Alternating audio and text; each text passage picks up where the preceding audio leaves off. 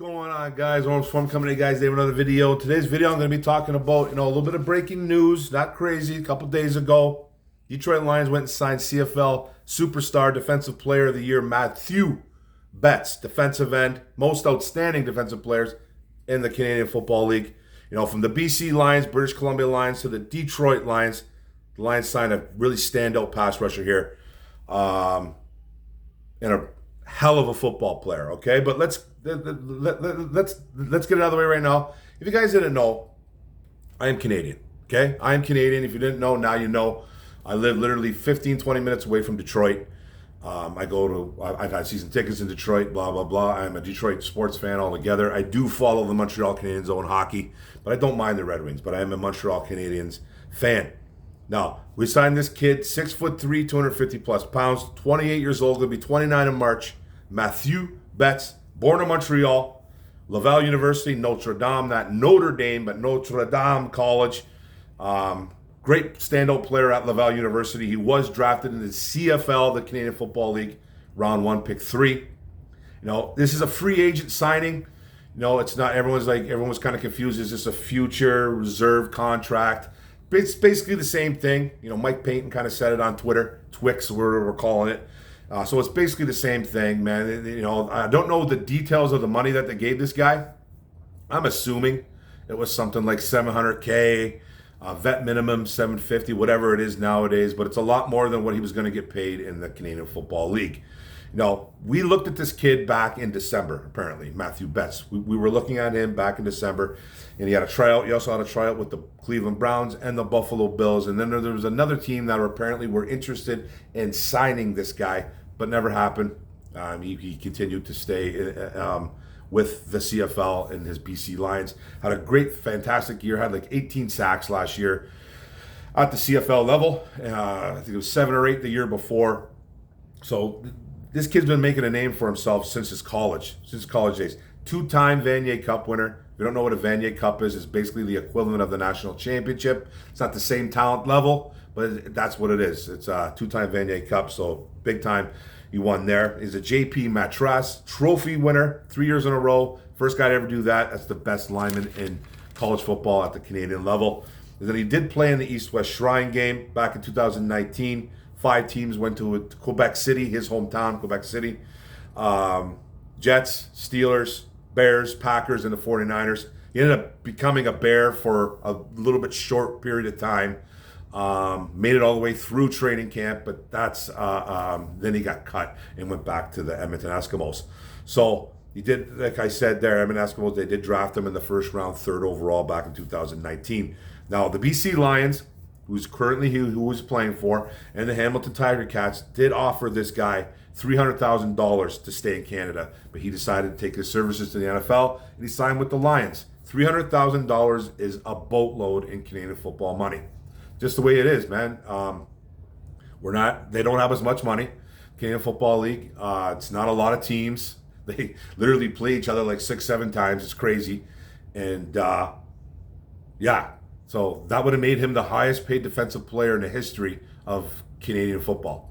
At the defensive line spot, I believe it would have made him that. I know they've paid some quarterbacks some crazy money too, but the Canadian Football League, it's lesser talented. It's not as much money. It's not as funded as they would like. So 55 games at the CFL level. He played 81 tackles, 27 sacks, 5 forced fumbles, 4 special team tackles, block punt. He's a pass rusher. That's basically what he is, man. He kind of came on the scene his last 2 years as a BC Lion. Didn't do a whole hell of a lot as an Edmonton Eskimo. Couple sacks here and there, but he had his huge year, his both big years as a BC Lion. 18 sacks, like I said. Lesser talented offensive tackles, of course, but that's the way it is. Now, there's a whole thing going on. Like social media, gives me a lot of ideas. If you guys don't know, like I've said 1,000 times, and this is no different. Like I wanted to do a video on this guy a while ago, but it just never really happened. It just really never happened because we didn't sign him. But I'll say off the bat, I'm not a big Canadian Football League guy. It's good football. I just personally can't get into it. But it is good football. It really is. It's not NFL football. Don't get me wrong. It's not. But it's still pretty good football. This kid, there's a group of fans that think we're getting a superstar. There's another group of fans thinking that he's probably just, a bust. Nothing's going to happen. There's another guys thinking that he's going to be the answer. There's kind of a little mixed bag going on. There's fans ripping apart Brad Holmes, saying this is their Daniil Hunter. This is what they're going to do.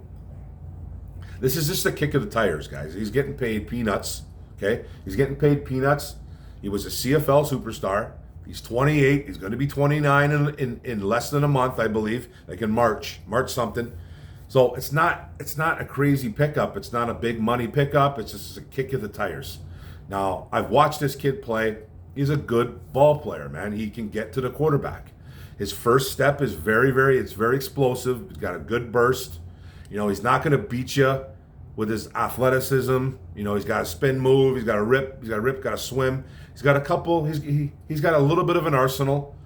But like I said, he's going up against lesser talented. When he goes up against guys like Decker and Sewell, it's going to be a little bit different when he starts coming in. And who better to learn from than a guy like Penei Sewell, right? Put him up against Sewell, see what he can do. See if Sewell rides this guy out of town.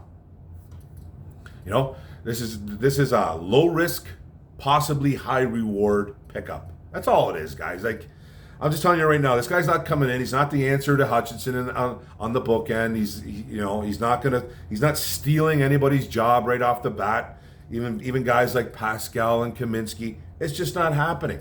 It's not going to happen. But it's not a bad pickup. It's not a pickup. Like, we're not done. Free agency hasn't started. The draft is right around the corner. There's no need to get upset about picks like this. It's just it is what it is. It's not a bad pickup. But I've watched the kid play, and to be honest, some of our pass rushers just haven't panned out. Charles Harris had that one decent year. He's an unrestricted free agent. He's probably going bye-bye. He fell off the face of the earth. Romeo Okwara, another unrestricted free agent who kind of flashed a couple times. I think he might have had 3 or 4 sacks, made a couple plays, but he's not really the answer. I wouldn't mind if they brought him back as a 3rd, 4th defensive end off the sidelines, coming in to give someone a break on 1 or 2 snaps. Get like 4 or 5, 6 snaps a game.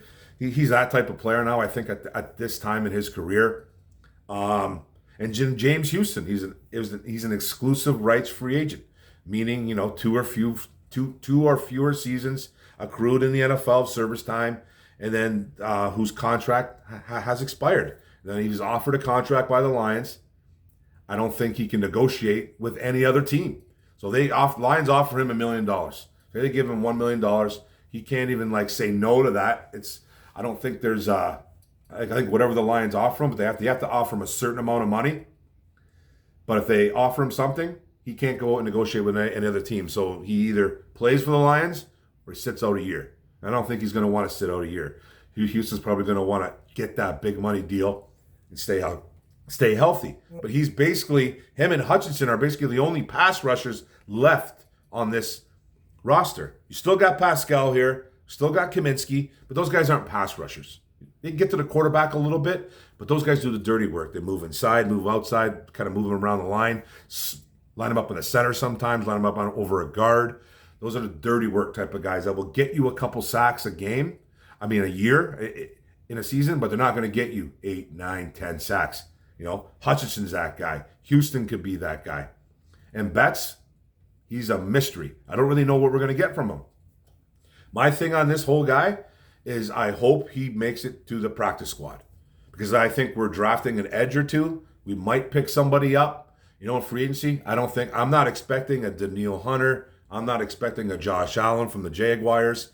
I'm not expecting a Mattthieù from the Baltimore Ravens. I'm not expecting that. I would love that, but the Lions are going to take care of guys in-house first. I don't want to go off the rails, but you're going to see guys like Goff get extended. You're going to see probably St. Brown. They're actually in talks, apparently, with St. Brown right now of getting $25+ million. He's getting the bag. Goff is going to get the bag. You might see Sewell get extended. I think they can wait another year on that, though, because he's got that 5th-year option that they will obviously pick up. So there's no real rush on him. You might see McNeil get extended. They're going to take care of guys in-house. Brad Holmes has already said that. He's already warned this fan base that they're taking care of in-house before anything else. So that's why they go out and they get a guy like a MATTHIEU BETTS. That's basically what they do. And then they're going to probably get a couple guys, through the draft and then maybe free agency, but lower end guys that can play though. Not scrubs, not bums, but guys that can play.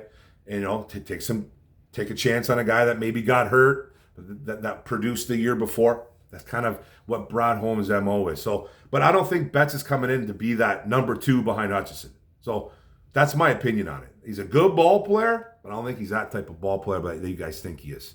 That's it. It's not a bad thing. It's not a bad deal. But anyways, guys, that's it, man. You get MATTHIEU BETTS, Old Canada, coming to town. So hopefully he can make a little bit of noise. He's going to have to make noise right away, okay? He's going to have to make noise right away. One more thing. When it comes down to training camp, I follow training camp pretty well. You guys know that. Try to get it out there as best as I can. It comes down to repetitions here. You're going to see guys like Hutchinson will get majority of the reps. Say there's 30 reps. He's going to get majority of those reps. Like, let's just say 18. Okay, he gets 18 of those 30 reps. Then you got a guy like Houston who's going to get like 4 or 5. 9, 20, 20, so it's like 22, 23. So say there's 6 or 7 reps. That's when Betts comes in. So he's not going to get a ton of look, in my opinion, a ton of looks. He's going to have to turn heads right away. He's going to have to come in right away and make noise. Can't because the reps will be limited. That's the way training camp is. That's the way football is. I've played it. I follow it. That's just the way it is, guys. You know what I mean? You have to turn heads right away, especially if you're a second, third string guy. You have to, or you're limited, or your reps are just going to keep getting chopped down. It's just the way it is. That's just the way football is. That's the way sports are in general. Actually, it really is. So if you're that bench warming guy, you better not lollygag around, because he's coming in. He's not going to be the guy. He's not. He's coming in as the 3rd, 4th, 5th possible option. If he comes in and he shows out right away, that's his limit. His reps start getting higher and higher. So it's a good thing, But it needs to come from him, nobody else. And I think he's got that dog in him, man. He's a Brad Holmes guy. He's a Dan Campbell guy. He's a try hard, never quit type of guy, and he's got some talent. He does have some talent, but don't expect too much. Lower your expectations for this guy. This is just my opinion. If you guys want to think he's some superstar, that's up to you, man. I'm going to tell you differently. But he was a superstar in the Canadian Football League, but it's just a different talent level, guys. It's a different talent level. But that's it, guys. MATTHIEU BETTS coming to town, Old Canada. I'm excited for it. I hope he can turn some heads, and maybe he can become a little bit more than what I think he's going to be. That would be fantastic. Become a guy that can get maybe a 6, 7 sacks in a season. Hey, that's it, man. On the cheap like that, boom. I hope so. But thanks a lot, guys. Thanks for the video. Thanks for appreciate you guys coming in. Don't forget to subscribe button at the bottom right. Don't forget the notification bell up top. Don't forget to like, follow. One Pride. Troy first, everybody. Let's go, baby. Woo! Lions, baby. Boom.